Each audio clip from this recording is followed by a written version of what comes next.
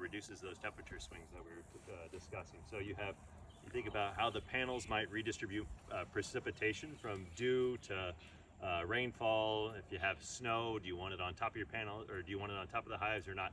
Where we were in Colorado, I had 10, 14 beehives at one point.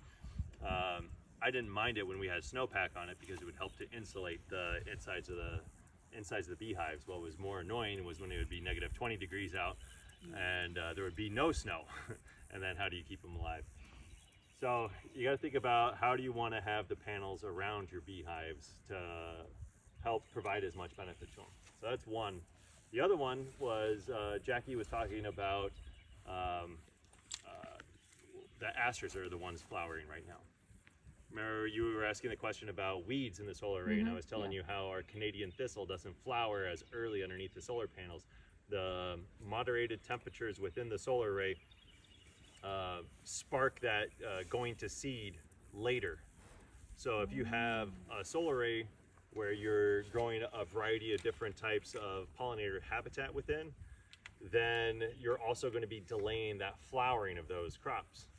So maybe as bees can fly 5 miles, they can go in many different directions, capturing flowers that are blooming normally in full sun, but then you're also cultivating different types of cover crop or other flowering species that are going to be delayed. So that means that your bees they'll have to go outside of the solar array earlier in the season, and then later in the season when it finally gets hot enough for it to go to seed underneath the panels, and now it starts to flower. So now you have a food source even closer by as it gets to the more extreme heats.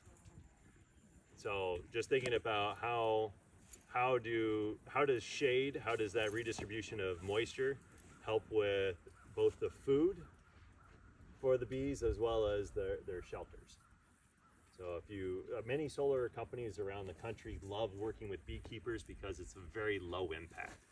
They don't have to change anything with their solar array. Oftentimes they even tell beekeepers to keep their bees outside of the fenced area, which blows my mind because then it's just out in the open sun. Whereas putting the beehives underneath sections of the solar array could help cool them off. But then what the solar companies will do is they throw out a whole bunch of wildflower seeds and call it good. Whereas if you do that in a rainy area, maybe they germinate and grow. But in dry areas where I am, you throw out wildflower seed and you don't water that, it ain't growing.